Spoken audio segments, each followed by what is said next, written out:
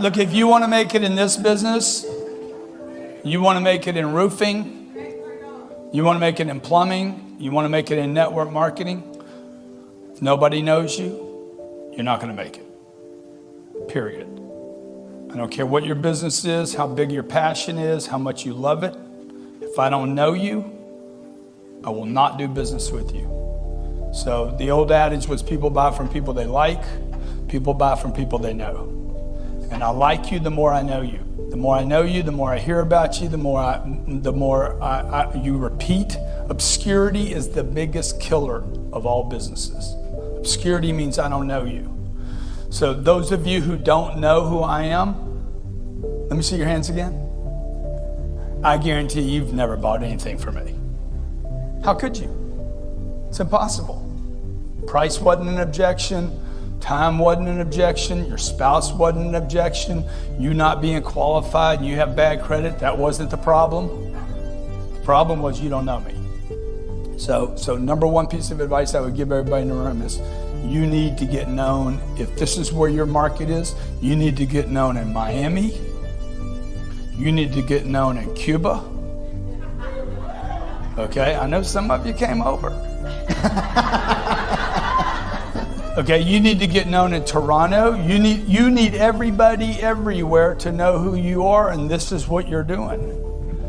So that brings me to the second point. You need to think way bigger than you're thinking. So if I was getting into real estate, I buy real estate. I own probably, how much, Ryan? What do we own? 4,500 apartment units. We buy a lot of apartments. Buying something is the same as selling. I got to get a seller on the phone. I got to get him to pay attention to me. I got to get his attention. I have to keep his attention. Qualified people, it's hard to keep. If he's qualified to buy, it's hard to keep his attention. Unqualified buyers, they'll spend all day with you. You know, no problem getting an appointment with them. Easy to get them to see something. They show up for the open houses. It's me that's hard to get in front of. Would you agree? Yeah. So the second part there is like, you guys got to think bigger about your game. Same amount of effort. I'm going to sell 10 houses this year or 100 or 1,000. Same effort. Same effort to make $25,000 as it is to make $25 million. I've done them both. So, like, I started in the apartment game 25 years ago in San Diego, California. My first deal I ever bought was 1 unit. This little yellow house that I paid $78,000 for, by the way, all this landscaping, that's one of the things I'm known for. I'm putting trees up there because that's going to give me some extra rent. It didn't, by the way. My next deal was 38 units. Okay, it was easier buying 38 units than it was 1. The only difference was to think. I had to think different. Got to make a few more phone calls, but the play is bigger, right?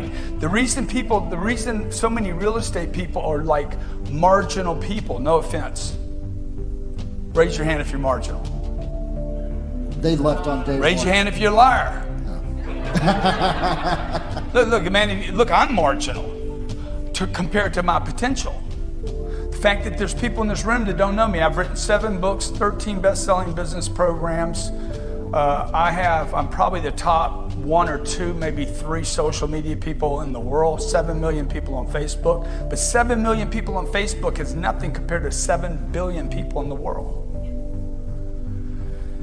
So, think big, man. Otherwise, don't even waste your time, because it's going to be so painful. And it's not the sales that's painful, and it's not that real estate is painful. Being average is painful.